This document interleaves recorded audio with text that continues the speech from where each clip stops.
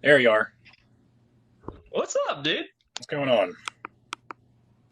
Oh, it's Sunday. I was being heathenistic, didn't go to church. Oh, So I think this is the first time you and I have probably been home at the same time on a Sunday in many years.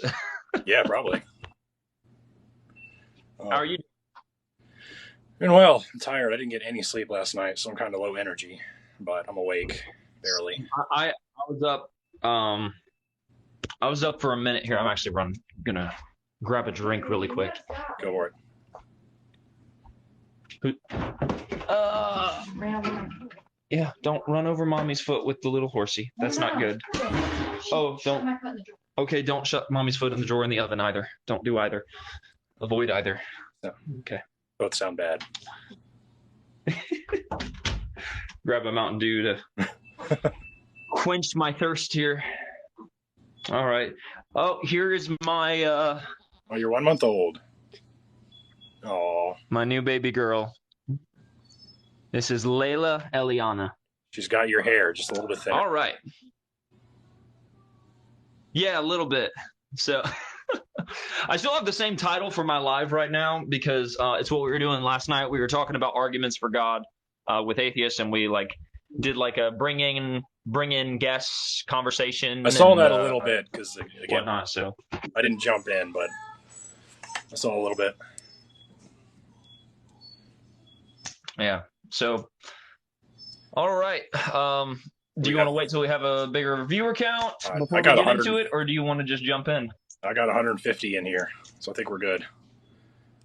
Okay. Which is more than I usually get, so I think people are excited. Oh yeah, this should be interesting.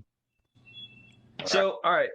First off, I want to say this, where Ricky and I definitely disagree on our positions and what conclusions we come to. We're not trying to just attack each other in this. We're not trying to bash each other over the head. That's not my position, and I don't believe that's his position. I didn't agree to that. Say what? I didn't agree to that. I'm kidding. You didn't agree to that? Gosh darn it. So, well, my position is not to bash over the head, but just to talk about the subject in question. So what we're discussing primarily is going to be, and we may trail into other subjects, but it's primarily going to be, do atheists share the burden of proof with theists? And yeah, do you have anything else you want to say about the topic, or we good? So I would say that where atheists and theists differ is, I'm sure you've heard this spiel a million times. I don't make the claim that there is no God. I can't possibly know that. I say I don't believe in God for a lack of sufficient evidence, or I don't see enough evidence to logically conclude that God is real. Whereas Christians, now there's some atheists that will make that claim, and they're wrong for doing that, but I don't do that. But most Christians. That was actually what my I'm sorry, I'm not trying to cut you off. Good, that was actually what my comment. That was actually what my comment was. Yeah. So the comment directly that you said, Pastor Jon, when will you ever learn? Yeah. The very specific comment I made was Gnostic atheists do shoulder the burden of proof in the same way a theist does, right? Someone who makes the claim that there is no God, that is the proof that they have to defend that claim. See, I misread. I misread that. I thought it said agnostic atheist. For some reason, my brain invented an A there, but still.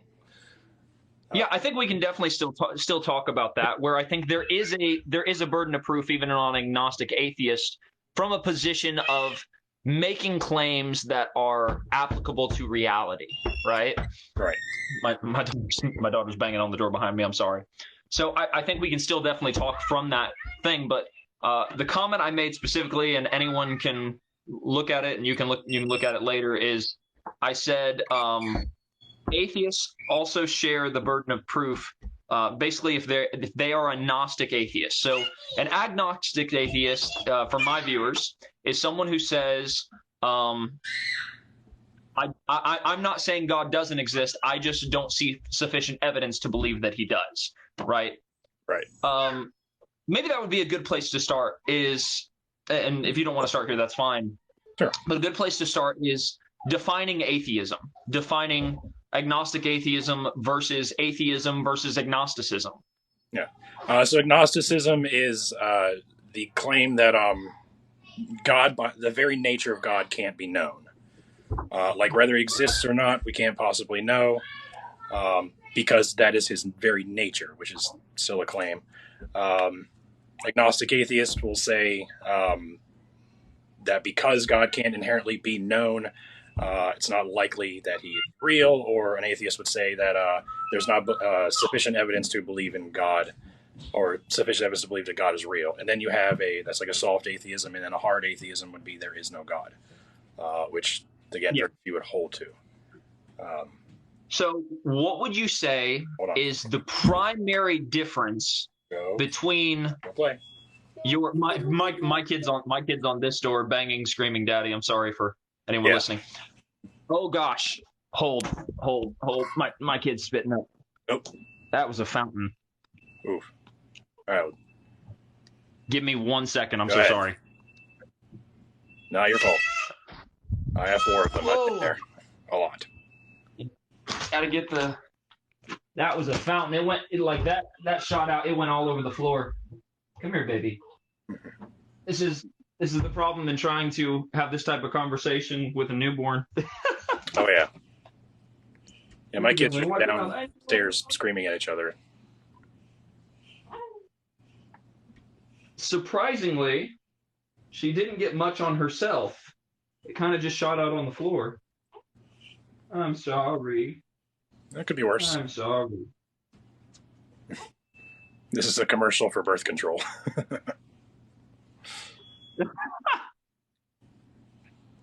There we go, baby. Man. All right. Okay. So once I wipe this down, she should be just fine. And then we can get back to our discussion. All right. Just give us 1 sec, guys. Rude baby interrupting. There we go. Okay, you're all wiped off now. There we go. I'm gonna bring her just a little bit closer. Huh. I'm not sure if this will be in YouTube. I need to figure out how to upload it. I've never uploaded a record. Yeah, you can if you want. You have my permission entirely. It's actually pretty easy. So you can go into your TikTok Live and you can download the video to your cell phone, and then you can take that cell phone and upload it into a computer, and then take that upload of the computer into the YouTube, or you can upload it directly from your phone. I've done both. So yeah. There we go. Okay. You're all clean. Hey, okay, so stop. Don't bring that whistle up here, son. Weren't you just yelling at your brother for making that noise? And now you're up here making that noise? Go back downstairs. Which one is Christian? Okay, someone in my comment section, which one is Christian? I'm confused. So he's the Christian, I'm the atheist. No. Yeah. No, he's the atheist, I'm the Christian. Yes, he is currently. Okay, so yeah, so going back to my question, what is the defining difference between someone who says I'm agnostic, I don't know if God exists, and your position of atheism? The position of agnostic is the God by nature cannot be known. And atheism is I don't believe in God or I don't see sufficient evidence for there being a God. So what is your claim of God? Yeah, so my claim is obviously I believe that God exists. Again, with any sort of 100% certainty, I don't claim that. I will definitely claim 99% certainty, and I'll reserve the 1%. So, for example, I would give my life for my belief, right? And I know you've heard Christians say that for forever, but if the option was presented to me to where deny Jesus or die, like, for example, the Columbine shooting, you remember that years ago, There's this whole thing about the girl who said yes. They looked at her, they said, deny Jesus, or here's a bullet. And she did not do it, and therefore they killed her. Have you ever looked into that story? I have, yeah. It's very, very sketchy. Rachel Scott, I think, isn't it? Or something? Something like that, yeah. I can't remember. So there were two girls. Let's there was not a get movie made about one of them. topic. There was, yeah. So anyway, but the point is, the epistemic certainty that I give toward my belief is I would take it to the point where I would die for my belief if I was given the option. But I do not claim 100% certainty. I don't say I absolutely know and can prove beyond any shadow of doubt that God exists. So, yeah. So let's get into it. So, burden of proof. Burden of proof, of course, goes on the person making the claim, whether it's natural, supernatural. Correct. However, when you make a natural claim, there's certain things you can infer.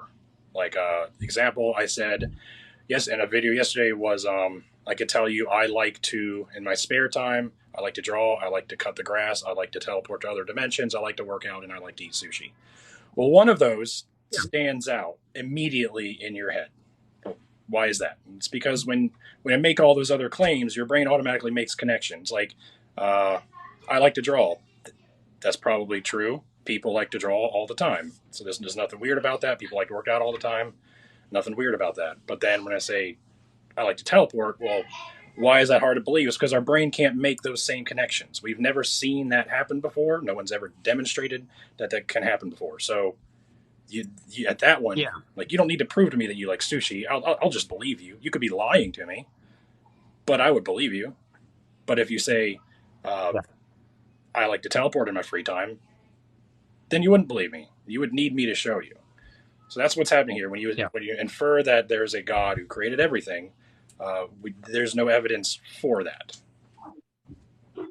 So I let me just say this really quick, and I'll go back to the no evidence thing. So for someone making the claim, it also applies, and I want your viewers to understand this, that an atheist who says there is no God, okay, because they were calling me crazy in your comment section. An atheist who says there is no God is making a positive claim that they do shoulder the burden of proof on. That's right. Would you agree with that? Yeah. Okay, thank you. So everyone, if you're watching and you're yelling at me in the comment section, you heard it here first, folks. You don't have to take my word. People yell at me too. Like, you're an atheist, you're also making a claim. It's like, no, I'm challenging a claim. Yeah. But anyway. And so someone making a definitive claim is required. So what we do is we gauge things on a probabilistic set of ideals, right? We say, what is more probabilistic within, like, your example? Is it probabilistic that you like sushi? Well, of course, there's a good probability to where I can say, okay, people enjoy sushi. It is definitely possible, and it is definitely a higher probability. I'm sorry. There's a higher probability that Ricky likes sushi. And then we go into the other examples and cutting grass and so on. When you get to the teleportation thing, now we're lowering the probabilistics exponentially, right? We're saying, okay, this is far less probabilistic, but we have ways of demonstrating that. There are things that, if you are the one making the claim, I can do this, and you then actually shoulder the burden of proof in saying that you can do it, right? You're the one making the claim, I can teleport, so therefore you would shoulder the burden of proof. Well, obviously, the way to fulfill that burden of proof that is going to be the easiest is for you to teleport somewhere. Be like, all right, hey, watch this. I'll FaceTime you from Egypt, yeet jumper style, right?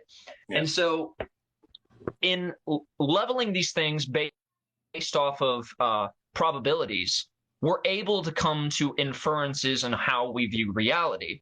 So for an atheist, for a Christian, I make the claim I believe that God is the creator of the universe. What am I doing? I'm explaining a necessary reason for the universe existence, right? So why does the universe exist at all, and why does nothing? Why is there actually something instead of nothing, right? That question. Yeah. Why is there something instead of nothing? And this is the primary focus of, it's the foundation of all philosophy. Why is there something instead of nothing? What is the ontology of these things? What are the metaphysics that back them up? All of these different questions. And so as an atheist, even though you're not making a specific God claim, you're not saying God does not exist, you still shoulder a burden of proof on claims that you do have to make as an atheist from a naturalist perspective, right? Okay. So if you're not an atheist and you don't believe that the universe is created through a God, you don't believe that the universe is created by an entity or a deity, then you still have to give explanatory power for if you want me to wait, I can.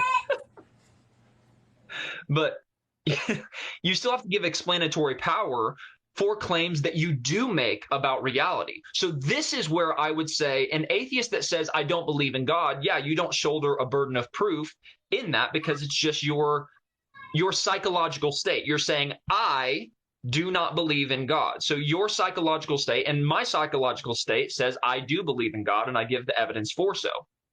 But so when we're talking about reality, we believe reality exists. Both of you are on par with that. Reality is something that is tangible. Reality is something that we can say with a high probability that this external world actually exists.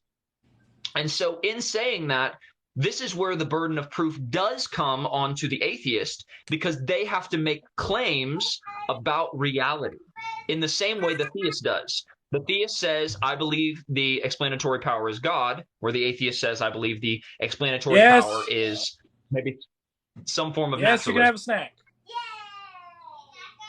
Yes, everybody can have a snack.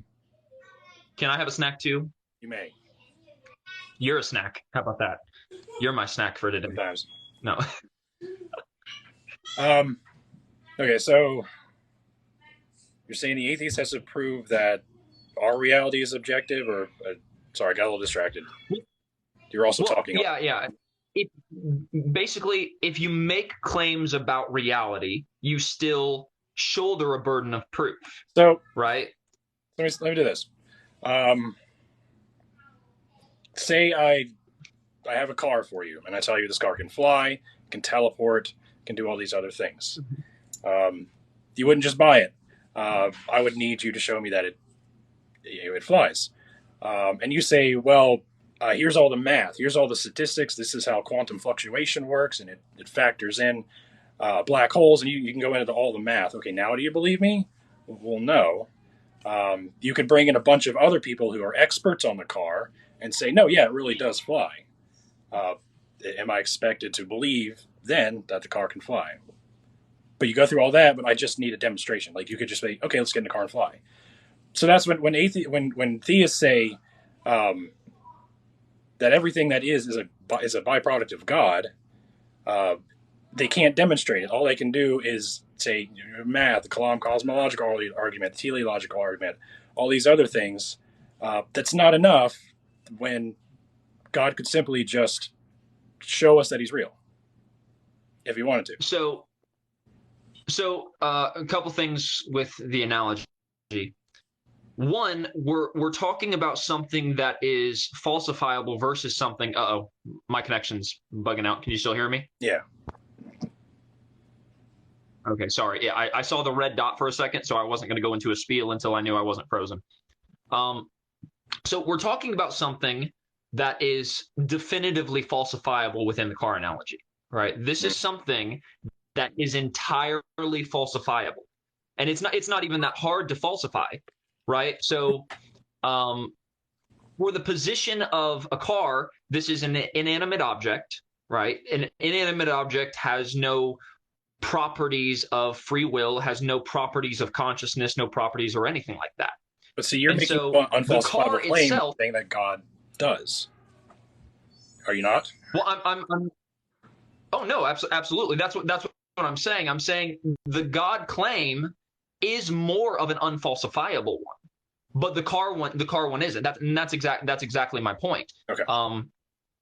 So the fact that the car is inanimate and doesn't hold the attributes of consciousness or free will, the car itself cannot reveal it can fly, right?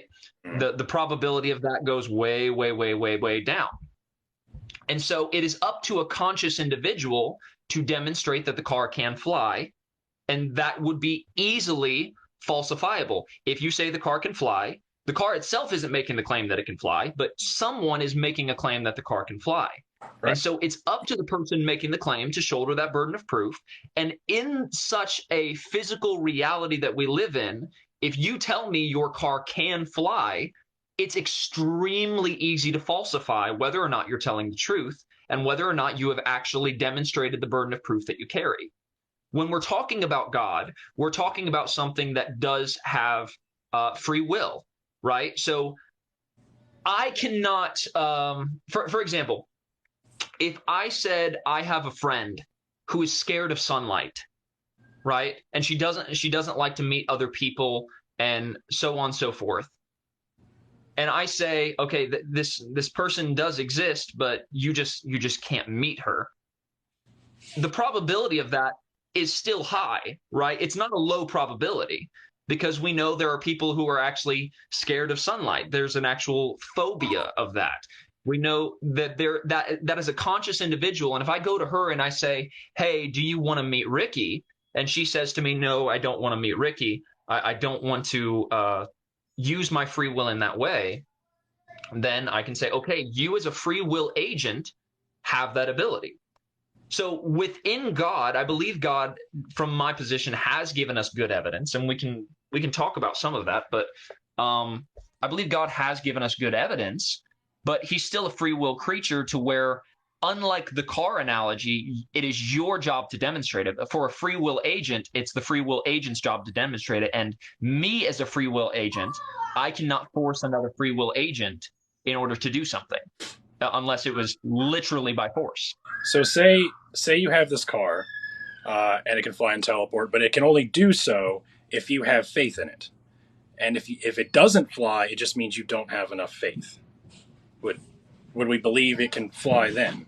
Or what if I say, if you don't believe this car can fly, you're going to go to jail? Would you believe it flies then? Like, no, you're not going to believe it out of forced manipulation or, sorry, distracted, yeah, and a cheese stick. No, you're good, man. Listen, I had a kid throw up on the floor. Yeah, opening cheese stick. We're good. Problems. Anyway. Fuck, I lost my train of thought.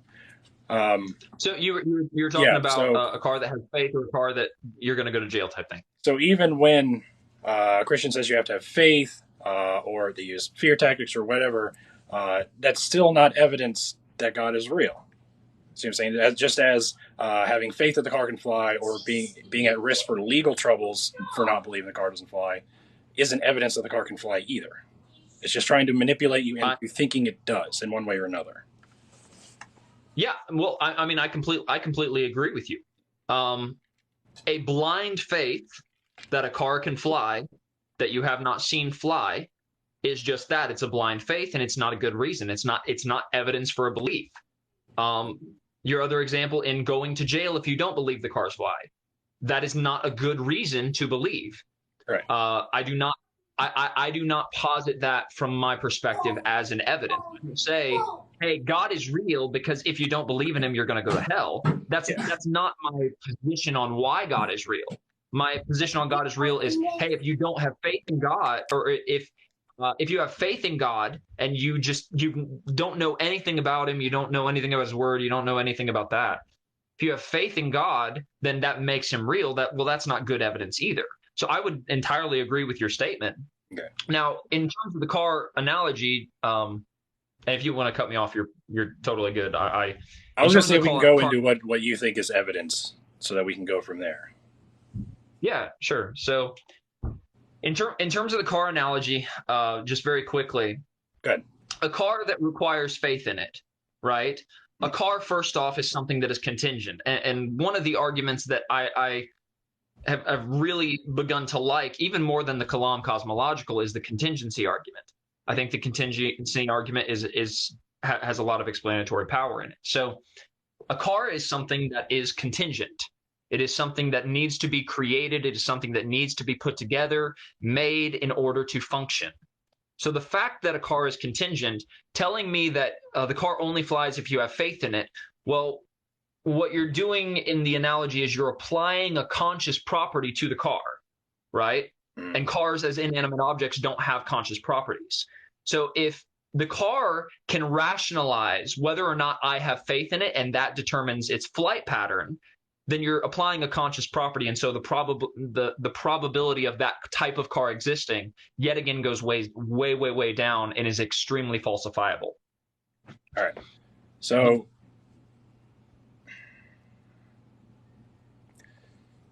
okay, let's go with the contingency argument. Do you want to outline that out real quick for everyone who's watching? Yeah, sure. So here, let me, just so I make sure I don't miss a premise. We were talking about this last night. Let me grab my notepad. You're good. Hold one sec. I want to move away from the car analogy a little bit. I think we've hammered that one enough.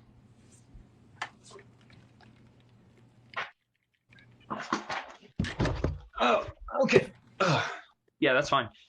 So, so as a theist, we already agree that I shoulder a burden of proof because I'm making a claim that I believe God exists, right? Mm-hmm. And so for me to fulfill that burden of proof, understand also, and this is super, super important when talking about the burden of proof.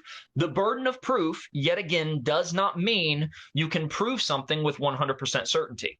That's not what the burden of proof is.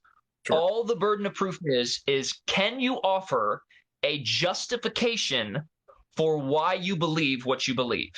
So, for example, I'm going to use a car analogy, just a different car analogy. So, for example, if I tell you, hey, a Bugatti Veyron is is probably the fastest car in the world, right? Okay. If I tell you that, what I'm doing is I'm making a claim.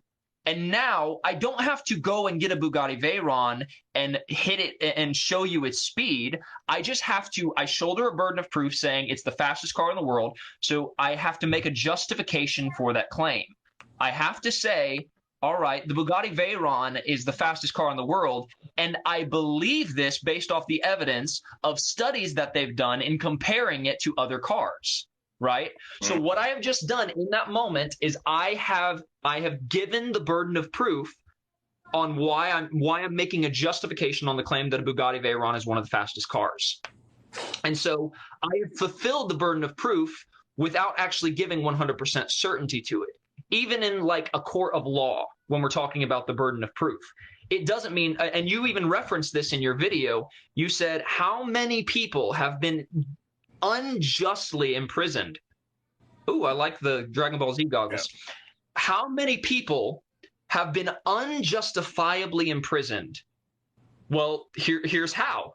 It's because the prosecution offered a burden of proof that was taken not to a level of 100% certainty, but taken to the level of at least reasonable doubt, right? And they're like within a law system, there's multiple levels of burden of proof, right? There's certain points that you can hit within that. And so when we're talking about burden of proof, it is not saying I can prove with 100% certainty God exists. It is saying I can offer a justification and an evidence for why. So within the car analogy with the Bugatti, if I say it's the fastest car and you say, hey, no, it's not the fastest car, you have now made a claim to where the burden of proof shifts to you. I've not shifted it, but it shifts to you. Let's go with that. Okay. So the burden of proof shifts to you, and you say, okay, no, I think a Lamborghini is the fastest car, and it's based off this study. Well, you have now made a justification for your belief, and you have offered a burden of proof to substantiate the evidential reason that you believe a Lamborghini is faster. So I just want to explain the burden of proof to the people who don't understand philosophy. All right. So All right, are you done? Yeah. Okay. So if you say the Bugatti's the fastest car in the world, and I say demonstrate that, and you bring up all the people who built it, you show me YouTube videos of how fast it goes racing other cars. Cool, you've demonstrated your point. And I say no, I still don't believe you. Well, then now I'm the problem. Similarly, when we talk about how the universe was created, we can demonstrate how pretty much everything came into being. But the theist will still say, no, those are not natural processes. God started everything. Yeah. So. Okay, so yeah, I mean that's going to lead us into the arguments for God's existence, and shouldering the burden of proof. So like you said, just telling me in the Bugatti Veyron that it's not good enough, you still have to offer a justification for why, right? So this is where, and this is why the atheist does shoulder a burden of proof when talking to a theist about the nature of reality, because they still have to make definitive claims as to why the evidence a theist gives is not the case, in the same way the evidence for the Bugatti. So the contingency argument just basically says this: everything that exists has an explanation of its existence, either in the necessity of its nature or an external cause. If the universe has an explanation of its existence, that explanation must be necessary, not contingent. The universe exists, therefore the explanation of the universe existence is necessary. So that is the breakdown of I'm so sorry, Mountain Dew does horrible things to me. That is the breakdown of one form of the contingency argument. Sounds like the Kalam with extra steps. So no, actually, it sounds like a Kalam rebranded. No. So the Kalam has to do with causation, right? Causation in regards to everything that begins to exist has a cause. The universe began to exist. The universe has a cause, right? So it goes into causation. The contingency specifically. So we know within logical formulation, if all the premises are true, then the conclusion also must be true, right? So for those who are watching, those the Christians on my page and the people on you have many religions. I can't even so the people that are watching on Captain Dadpool, basically the way it works is when we're talking about something that is contingent, right? Wait. If you need to deal with something at any point, just let me know. I'm just so when we're talking about something contingent, we're not talking about causality. We're not talking about the causation of it. We're talking about whether or not it holds a contingent property. So something that is contingent basically means that it could have been another way, right? That's something that is contingent. It is something that could have been another way. It is something that so when talking about the universe, what we say is, do you believe the universe is contingent? So in saying that, do you believe that it is possible that nothing could have existed? Right? Is it possible within your worldview that the universe could not have existed, or do you think the universe had to exist as something that is necessary? I think everything that happened, it couldn't happen any other way. Okay, well, that's fine, but could the universe have not existed at all?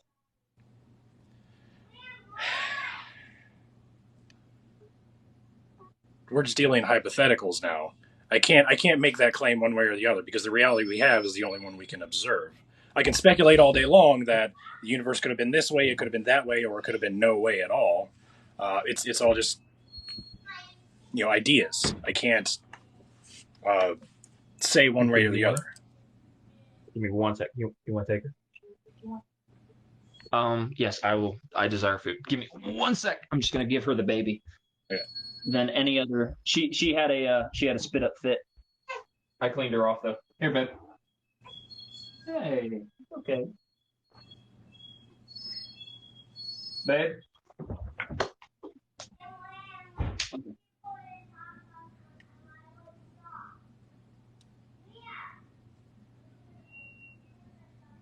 make funny faces at you until he returns.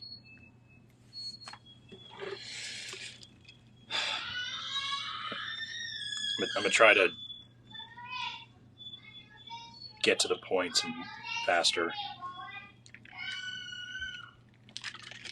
I'm done. Okay. So let's start here. Do contingent things exist?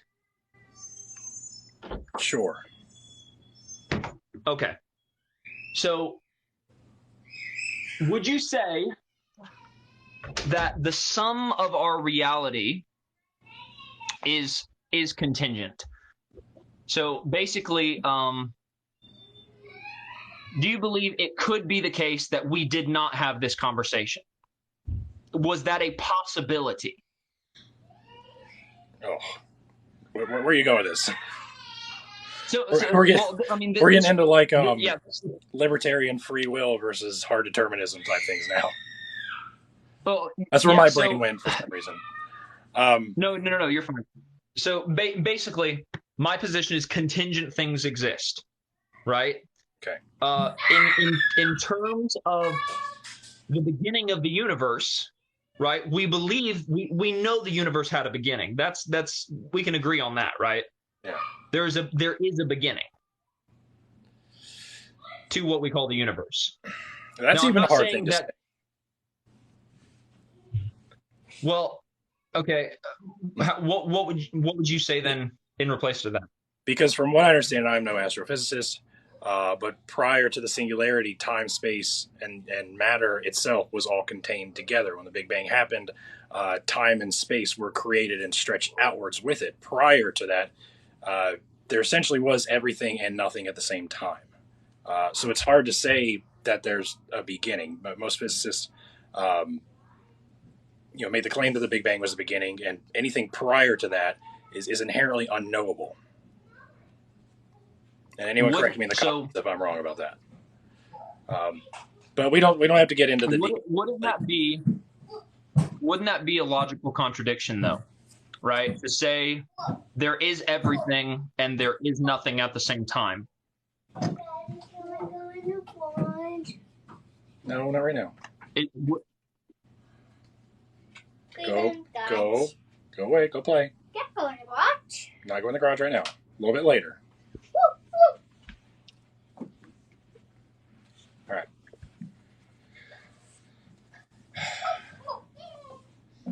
Yeah. So wouldn't that be a logical contradiction? Specifically, the law of non-contradiction, right? Yeah. The law of non-contradiction basically states that you cannot have a married bachelor, you cannot have a square circle, right? To say that there is nothing and everything existing at the same time seems to be a logical contradiction. Maybe a better way to say it would be everything that exists has always existed. And I can't speak to a beginning. Anyway, go ahead. Okay, so just start with premise one. So you're inferring that there is something prior to the beginning, or at least the observable beginning, correct? Well, I'm saying the universe itself is contingent, as if it is possible, it is epistemically possible that it could be the case the universe didn't exist. That is within possibility. The universe does exist, yes, that is our reality, but it is also possible that the universe couldn't have existed. So within premise one, it says everything that exists has an explanation of its existence. Would you agree that everything that exists has an explanation of its existence? Just first off. Yes. Okay. So premise not one, that we're we good know on. it. Yeah, it's not necessarily that we have what that explanation is, right? So if we're talking about like abiogenesis, or we're talking about the origin of the universe, or the origin of consciousness, right? We're not necessarily saying that those things don't have an explanation and they just are, but they do exist and they do have an explanation, even though from a naturalist perspective, you don't necessarily know what the explanation is, and right? And I can't make a claim to knowledge that I know what the explanation is in the same way I don't claim I know God exists. So, oh, I'm so sorry. My wife made some delicious fish, man. Speaking of wife, I thought y'all were already married, and then I saw that video the other day. Oh, yeah. That's really cool. We've been engaged for a long time. It's taken a long time for my divorce to go through, and finally did. Well, that's really cool. I'm really happy for you and Rachel. But anyway, I just wanted to caveat that. So in the argument, everything that exists has an explanation for its existence. Even if we don't know what the explanation is, there is an explanation for everything in existence.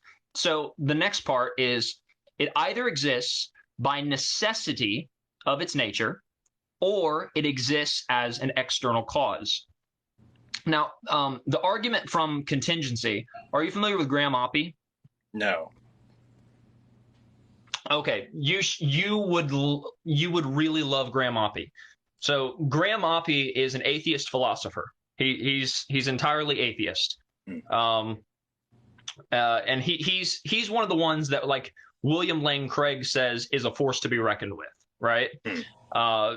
So definitely someone you should pay attention to if you want some really, really interesting points. Graham Oppy holds to the contingency argument and holds to there being something necessary, right? He just doesn't call that thing which is necessary God. So, for example, in saying that everything exists has an explanation of existence, either in necessity of its nature or an external cause. So this Mountain Dew can, it has an external cause for its existence. Therefore, this Mountain Dew can would be considered contingent. It could not have existed, but it does exist. So then what's the external cause for God? Okay. So that's the thing. The premise says it exists and has an explanation for its existence by necessity of its nature or by an external cause. So Graham Oppy holds to that there is something that is necessary that created the universe. Now, we're not saying created in the sense of ordered everything like a god would, right? But that there is something that has to have always existed. The universe itself, we know, is expanding, right? And it came from a singular point, that singularity, but it's expanding. Now, some atheists hold to a view that it's just energy, right? Energy has always existed. Energy has not been created nor destroyed within an isolated system, such as the law of thermodynamics states. And so what that energy would actually be considered a necessary being, right? It is something that is necessary that has to have always existed. And therefore, what flows out of that, everything else is contingent. So everything that exists has an explanation of its existence, either in necessity of its nature, that doesn't have to be God. And that is a super clear point. It doesn't have to be God. But I believe that it is the best explanation for something that is necessary or an external cause. So the second premise, if the universe has an explanation, that explanation must be necessary, right? Contingent things can't create contingent things. You just get into this infinite regress thing. And so contingent things cannot be the cause of contingent things. And like I said, we're not necessarily talking causality here, but we're just talking about the explanation of something contingent can't also be from something contingent. Back to the fabric of reality.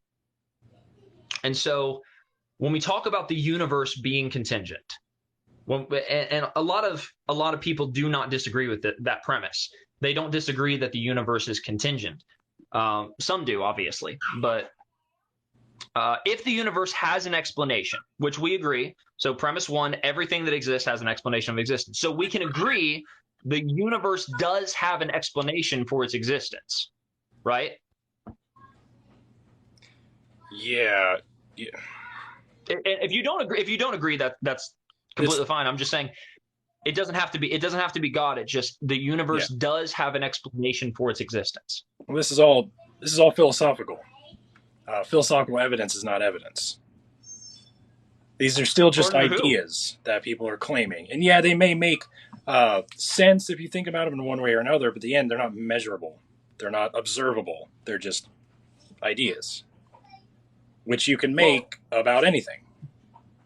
I can make the same claims about the origins of the universe that you can make about God creating a universe. I can say, you could say God exists beyond time, space, and beyond our understanding. That's how he created us. And I'll be like, well, who created God? And be like, no, God's always been there. Well, I can make the same argument about the universe.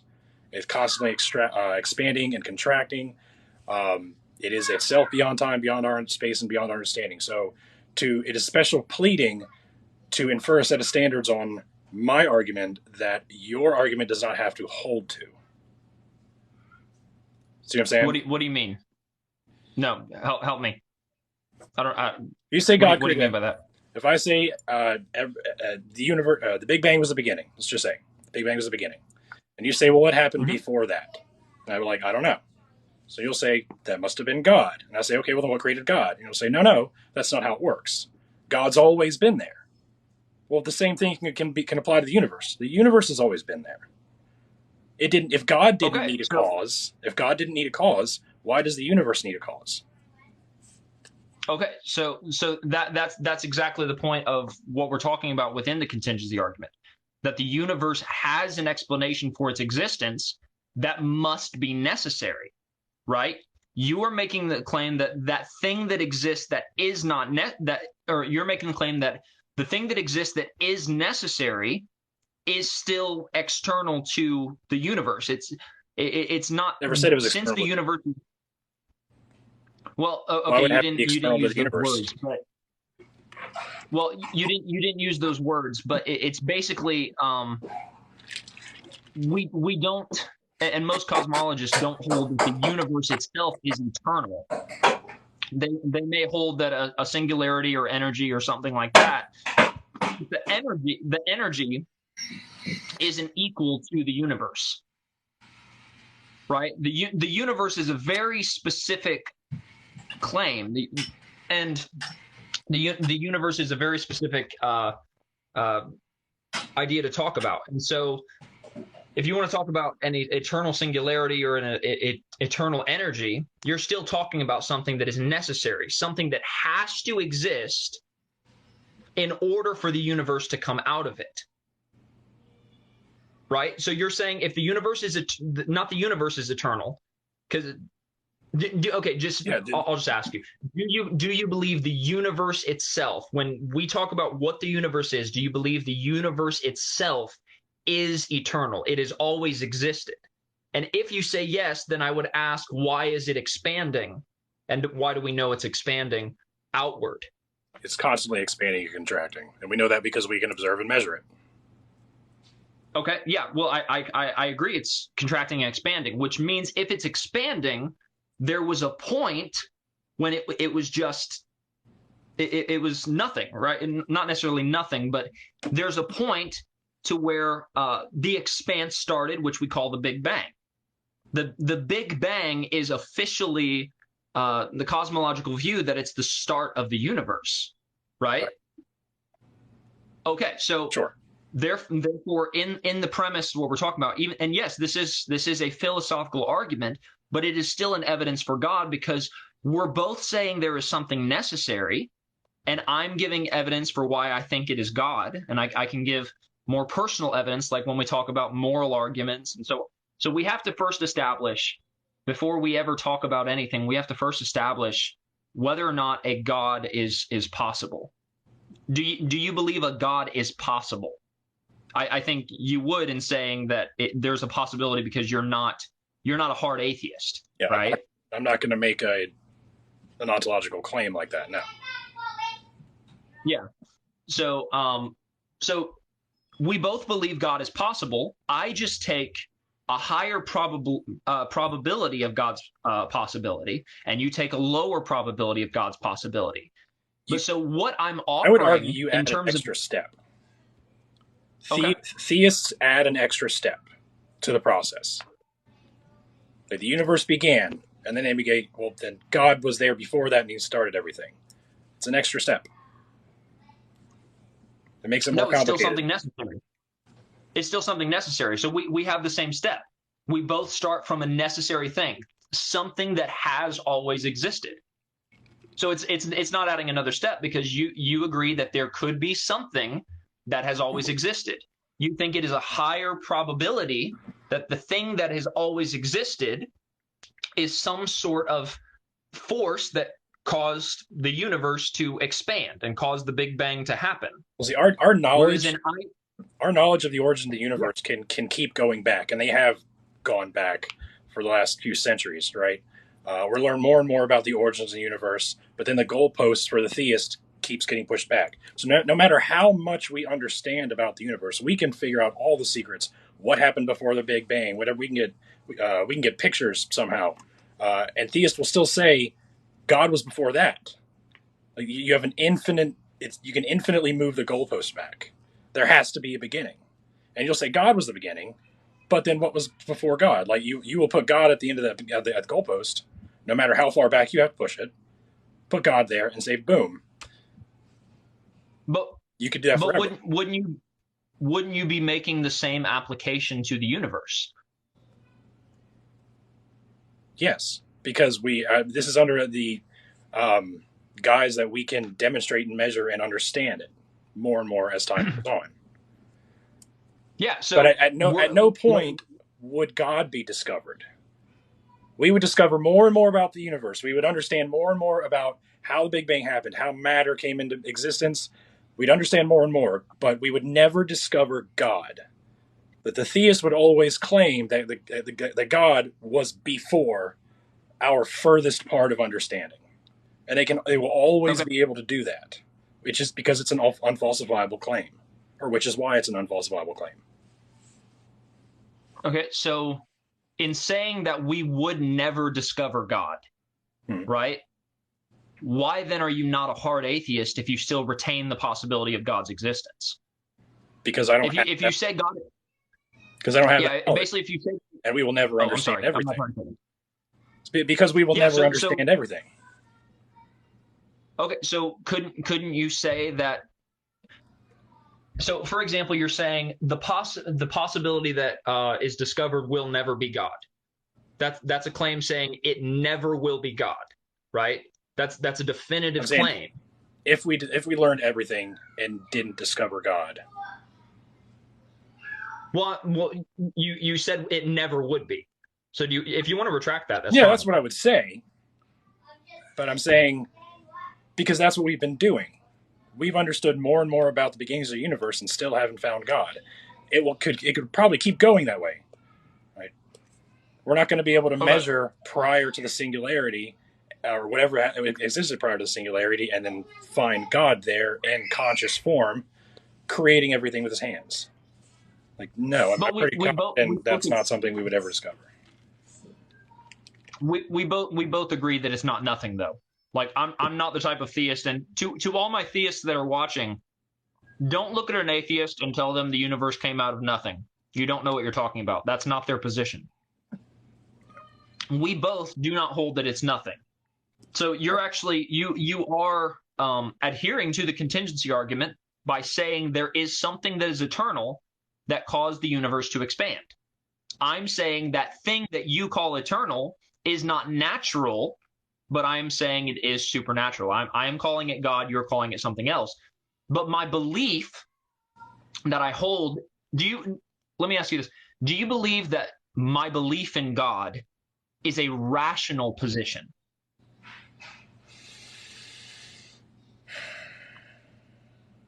Is it a rational position? Is it so? Just rationality defined by logic. If it is logically possible, it's a reasonable inference. Yes, it's not a reasonable declaration. Okay. You can theorize about it, but I don't know if I call it. So if it's a reasonable inference based off what you're saying, then my belief in theism, my belief in God is a reasonable inference. It is a logical position. It's a rational position. And it's from just one of these steps, and this is just one argument, right? So my belief in God isn't just based off the contingency argument. that's not it. My belief in God is based off of many arguments that form a compilation to where I say, okay, with these arguments all put together, yeah, I think God is the best explanation. I think it is a higher probability that the God that is that this necessary thing that created the universe, instead of just being energy or a singularity, I think this necessary thing is personal. I think this necessary thing is conscious. I think this necessary thing is intelligent. I think this necessary thing is beyond the confines of what the universe has in it that are contingent. And so just going through, and then we can move on to something else. Do you think with no real way of demonstrating that, other than a collection of philosophical arguments?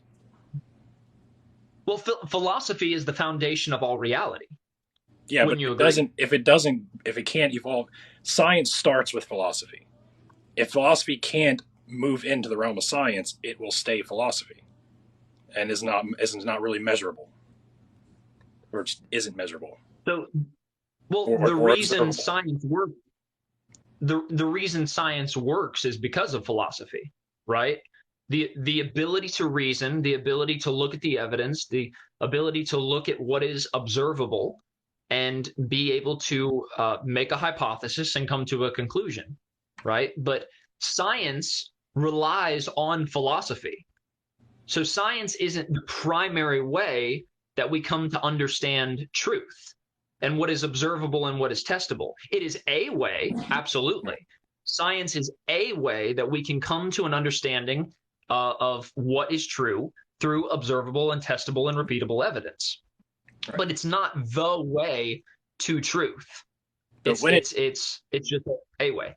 When it comes to arguments for God and God's existence, it never moves past the philosophical. It never gets to a point where you can start measuring and observing.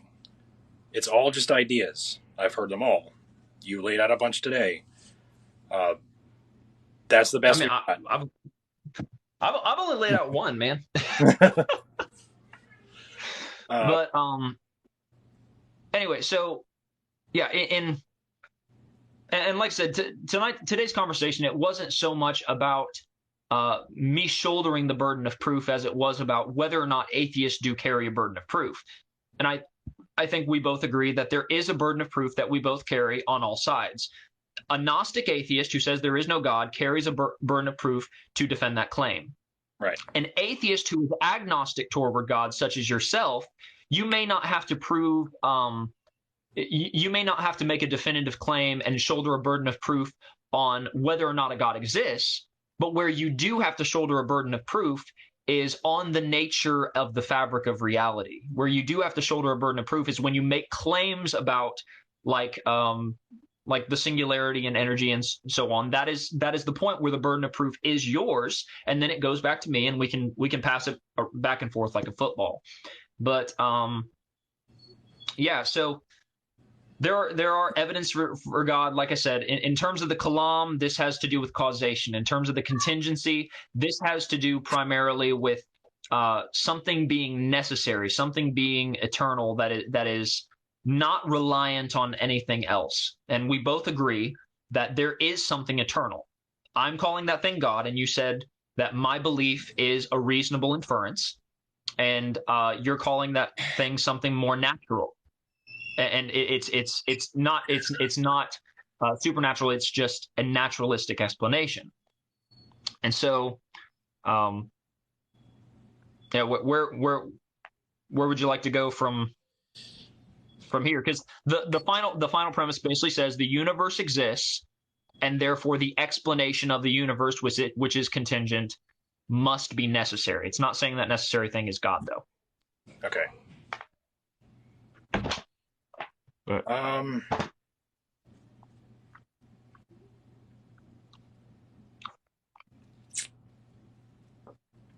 not really sure where I want to go from here.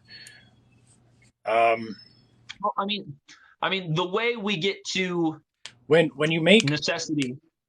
Yeah, go ahead. Sorry. The problem is when you make claims about what is contingent, what came before everything is you can make any claim you want. You can claim there's one God, there's multiple gods, and then you can start claiming attributes about them, which is I love when William Lane Craig says is a personal God. Like how do you know that? You can't possibly know that.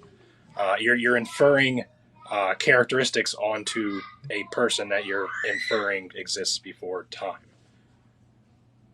Yeah. There's no way to measure. So, They're all just ideas that people are trying to defend, and they really can't. You can make whatever claim you want, and they're equally as unfalsifiable, and they probably always will be. So where we get to a personal God is just more philosophical arguments for how we explain reality. Like, again, the question that starts it all is, why is there something instead of nothing? That is the grounds for all philosophy. And so in us trying to understand our reality, You got to take Can you hear me? Yeah. Sorry, someone was calling me. My father. What was the last thing you heard? Buzz. Buzz. Okay. So, what I was saying is, you're saying that saying it is a personal God is just another philosophical way of explaining the nature of reality, or the yeah. So like a personal argument for God would be something like morality. Why do objective morals and duties exist? That would be where we get to where we talk about causation, we talk about contingency and necessity, and then we move into, okay, how do we get where this thing that is necessary, where my argument for why this thing is necessary is not something natural, but it's something that is conscious, and it's something that informs us of morality. Right. So another argument I would make for the existence of God to help shoulder the burden of proof that I carry as a theist would say, okay, a personal argument for God would be a moral argument for God in terms of how we in our reality understand morality. And so, and then we go from there. But now you said something I wanted to ask a question on, in terms of like the philosophy and science and how we know things that are true. Do you believe, just like in your epistemology? Hold on. Nope. You're good, my dude. Boys! Stop screaming. Go outside if you want to scream. Do not do it in the house.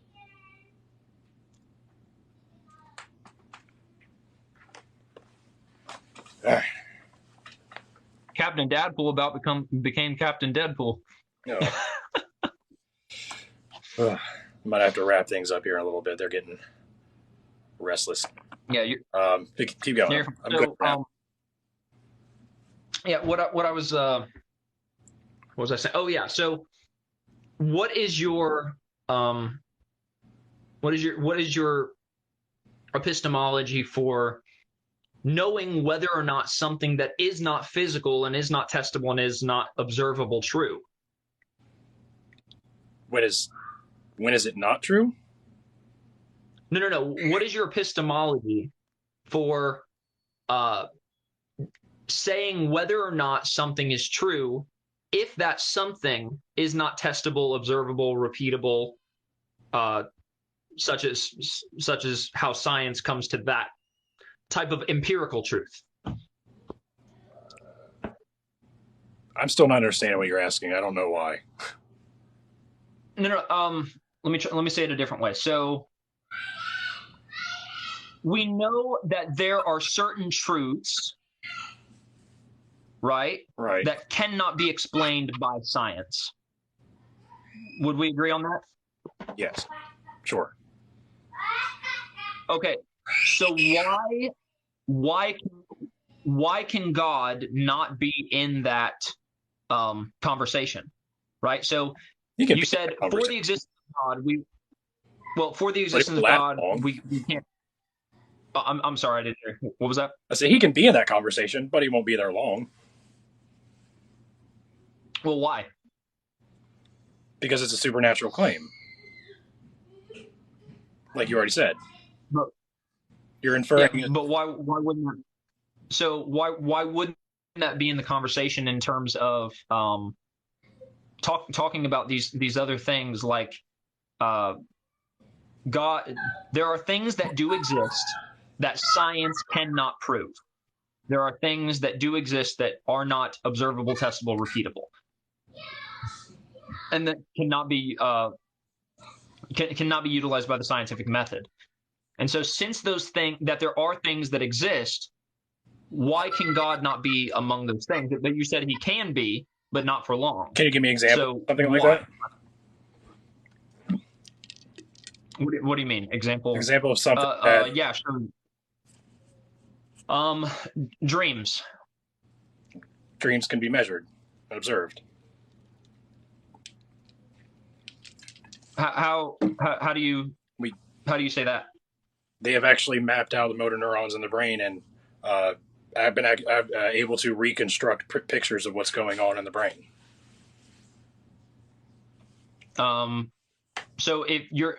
So I'll be happy to look at it. So you're telling me that if you were to dream last night about a black bear in a yellow raincoat fishing with dynamite, that they would be able, without you telling them anything, they would be able to tell you exactly what your dream was? More or less. But even if they couldn't, it doesn't mean they... I'd love to look at it. What? Well, I mean... I'm not super... it's been a long time since I've read about it. I don't know how detailed they are. I'd love to look at it. That'd be fascinating. But yeah, dreams are very measurable. You can, even if you can't reconstruct the picture, you can still measure the brain activity and tell that that's what's happening. You can tell a person's dreaming. You can tell a dog is dreaming by when they twitch when they're asleep. You don't even have to measure the brain activity for that. Oh, yeah. Well, I agree on that. Measuring brain activity and whether or not someone is dreaming and whether or not that dream is having emotional stress on someone, right? You can tell what type of, if they're having a dream that is tense and they're being chased by a murderer or falling off a building. Some would call that evidence. Pressure can rise. Say what? Some might call that evidence. So yeah, no, I'm calling that evidence. So, but what I was talking about is the exact picture, right? So if you told me that you had a dream last night about a black bear in a yellow raincoat fishing on a red boat with dynamite, how could you demonstrate that to me?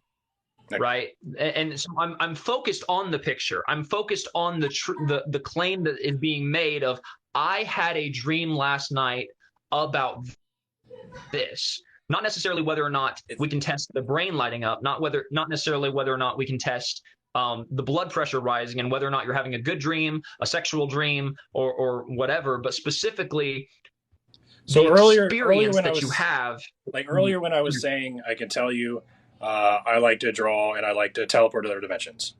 When I tell you I like to draw, you can believe that in some sense automatically. It's the same thing. If I tell you I've had a crazy dream, you can automatically believe that in some sense because you yourself have had crazy dreams. What if I'm someone who doesn't dream or who says I've never experienced a dream? And there are people who say, I promise, you can look it up. There are people who say, I just don't dream. And scientists tell them, oh no, you do dream. You have no idea that you dream. But there are people who say, I've never had a dream. I don't dream. For example, like in blind cases, people who are blind, their dreams, they're not visual, right? Because if they were born blind, how could they have a visual epistemic ideas in their head about what a tree is and what a tree looks like and what the color green is? Well, they can't have those things. So how do you explain to a blind person who says, I just don't dream, that dreams are actually real, separate from experience? I'm really not sure what you're getting at. Well, I'm just saying. What does any of that have to do with what we're talking about? Ultimately, I'm what trying I'm to saying is that understand. there are I really things. am. No, you're good. There are things that are true that cannot be. You said give an example of something that is true that cannot be verified by science. I would say a dream is one of those things. Okay. All right. In terms of the experience of what happens in the dream.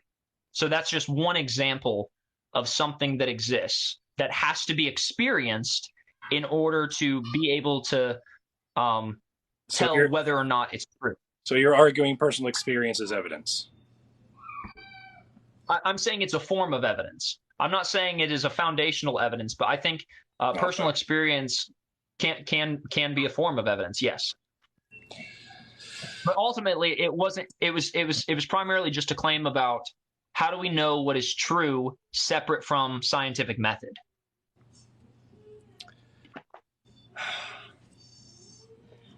All right. And so, since there are things that can be true separate from the scientific method, I'm positing that God can also exist within that realm of things that exist that can't be tested by the scientific method. If things can be understood in different ways. If things are true without being able to be demonstrated by the scientific method, it's just because we haven't been able to demonstrate it by the scientific method yet. It's a form of the God of the gaps argument. So just because we can observe something, right? We can observe something. And by the way, before modern science, we could observe a tree grow, but not understand why. Well, now we know why. See what I'm saying? So, okay. So what about things such as mathematical truths, abstract objects? What about things such as the number two, right? The number two being something that is abstract that exists prior to any conceptualization of mind, or history, right? Historical truth. Historical truth is not demonstratable and can never be demonstrated by science. So it has to be demonstrated by its own field of history, right? But they're entirely separate things. And so there are things that are true that will never be demonstrated by science. You cannot prove a historical truth that there was a king thousands of years ago that got his wife pregnant on the 13th of April. You can't scientifically prove that in this day and age. You can reasonably infer it, depending on the evidence.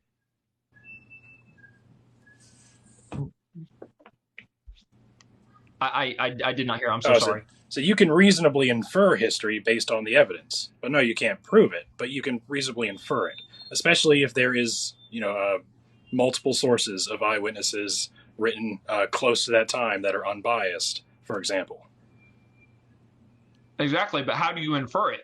Not based off science, based off history.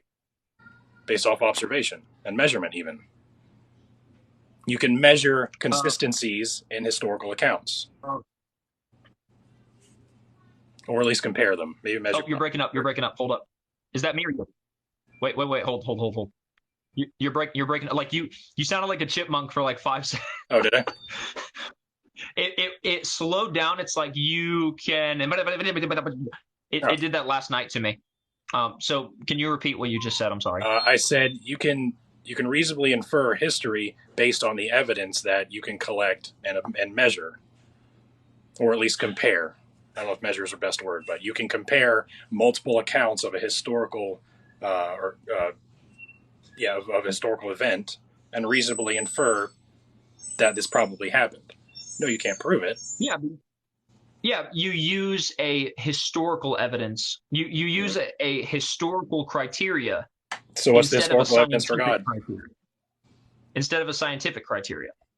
So what's the historical evidence for God? Well, like what I was saying wasn't making a claim for historical evidence for God. It's just you asked me what exists. Okay, I gotcha. Yeah. I wasn't saying making a historical evidence, just things that can exist that are separate from scientific testing, and that God can exist in that realm of possibility is basically the only thing I'm positing. Okay. And so that my belief in God is rational, based off of philosophical evidence, and I think that is the foundation of logic, right? If something is sound logically, If something is sound philosophically, then it is a rational belief to hold. If something is contradictory, it is not a rational belief to hold. And so it's just a conversation, and this is what atheists and Christians do. We just have conversations about why we prefer one view of reality over another view of reality. Okay. I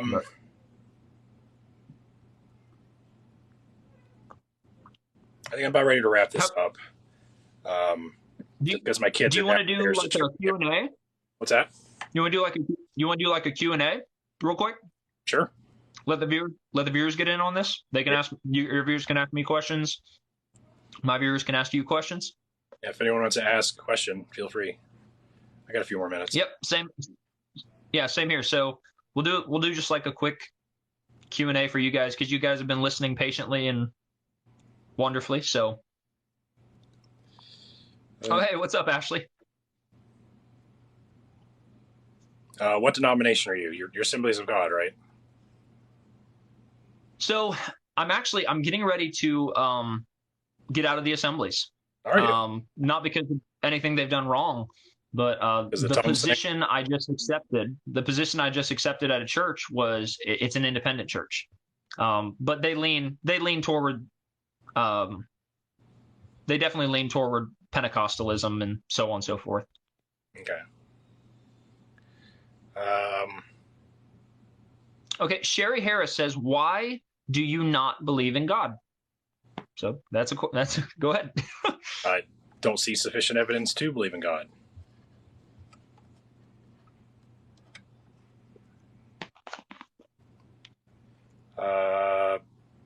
Do you speak in tongues? I do. He does. I do.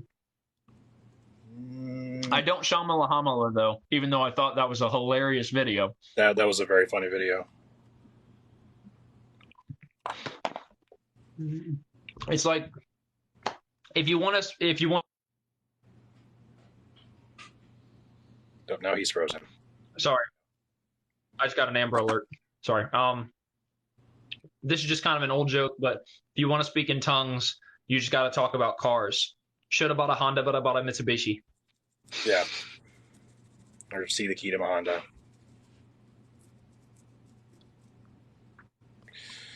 Where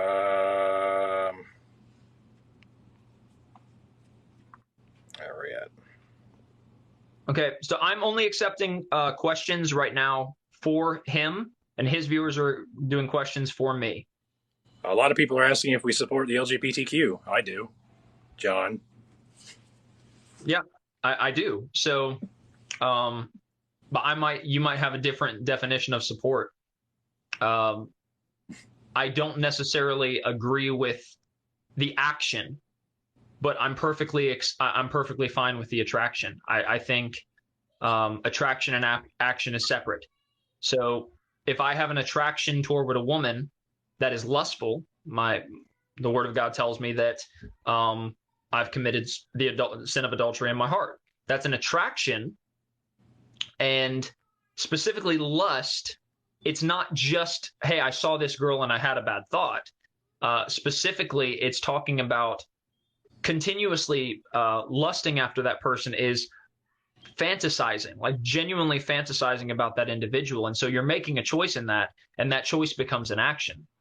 And so where I disagree is in the action of LGBTQ, but I do not disagree in the attraction. If you tell me, hey, I'm gay, I love you no matter what, whether you're a Christian, whether you're an atheist, it doesn't matter.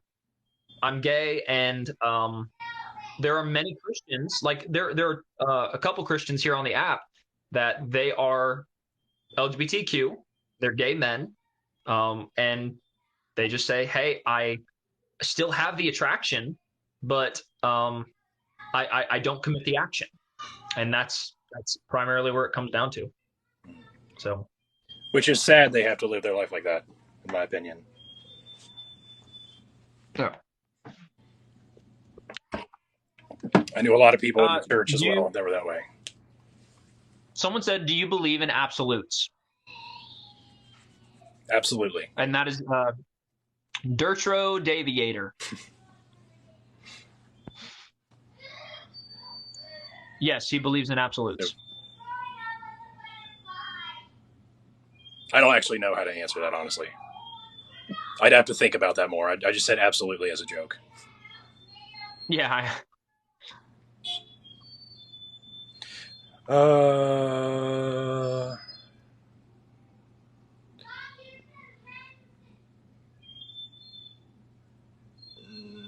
right. Sorry, my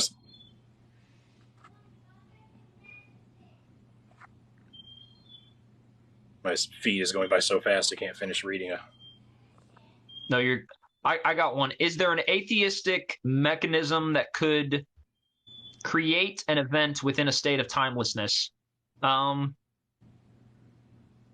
not even sure to even how to steel man that. Yeah, I don't know either. Well, that's a great thing. I don't have know. to claim that knowledge. Just because that's a good question. What's that? This is a good question. What is the most compelling argument that both of you have heard for the other side? I like that question. What is the you want to go first or me? I might have to think for a second, so I'll let you go first. Okay. I think the most compelling one, just to me, is probably divine hiddenness. The hiddenness of God and how He has not revealed Himself. But I also have answers for that. But I think that is a definitely interesting objection to theism. I'd have to say the philosophical arguments, because to me that's all they really are. And again, I can argue with those, but just by default, I think those are the only real arguments there are. They're not good, but they're there, so I'll give them the credit.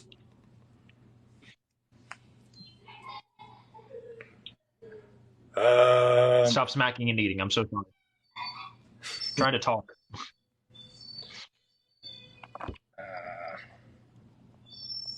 Do you think the devil is a metaphor? I do not. I think the devil is an entity.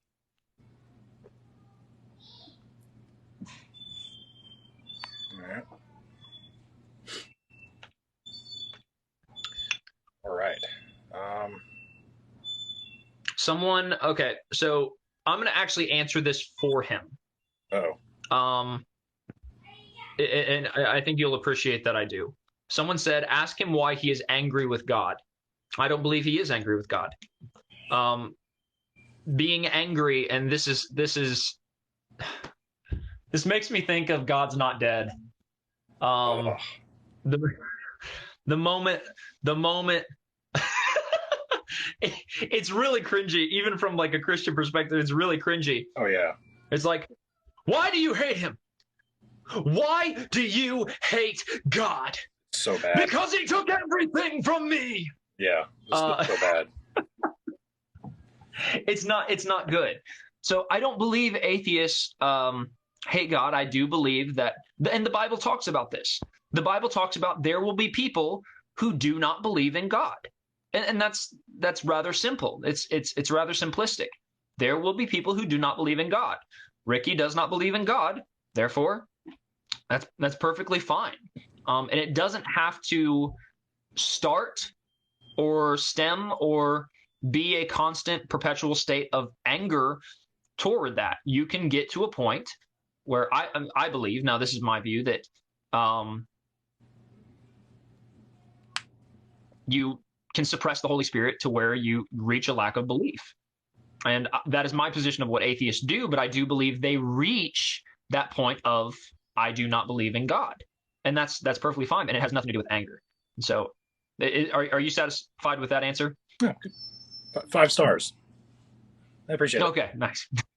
Yeah, atheism has been around forever. This small, schools of philosophy throughout history, but there have been schools of thought like that from the beginning of time. It's nothing new. It's much, much bigger and louder now than it ever has been. But there's always been atheists. Yeah. Who are atheists for? Question for Dadpool. This is Than. You know Than? Yeah. No. Exploring reality. Oh yeah. Yeah. He said, question for Dadpool. You're cute. Technically not a question, but I'll take it anyway. All right, I think that's a good spot. I'll get off here. What's that? I'm not seeing any like really good questions. I'm getting tons of them. A lot of them are very repeated. Yeah, I'll answer anything they want to ask. I'm not seeing any really good.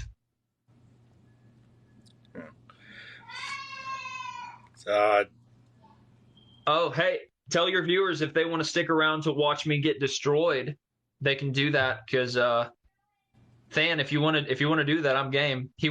So Than is an apologist, but he's also very generous toward the atheist side. Like he in his spare time, for whatever reason, makes good arguments for atheism, or tries to. And so he wants to mock debate me on the Kalam. I don't know. That'll probably happen later today. If you guys want to come and watch me get utterly destroyed by a fake atheist, it will be. It will happen. Stan is way smarter than me. All right, I'm gonna get off here, guys. My kids are screaming again. I need to pay them some attention. Hey, man, thanks, everyone. It was a fun conversation, man. I appreciate the conversation. We should do it more often. I like having these types of discussions where we're not shouting at each other. We're not trying to steamroll over the person. We're sharing our perspective about how we view reality. And we can disagree with each other, but we can disagree cordially. There does not have to be just a constant war between atheists and theists. We can disagree, but we can disagree with decorum. So I love you, brother, and hope you have a good day with your kids, your new wife, and all that. So all right, likewise. All right, guys, thanks so much for joining in. I'll catch y'all later. Oh, tonight's show, we got T-Jump on. So if you don't follow me on YouTube, go on there, and we're going to have some fun tonight. All right, bye, guys. Cool. Hey, catch you later, Ricky. See ya.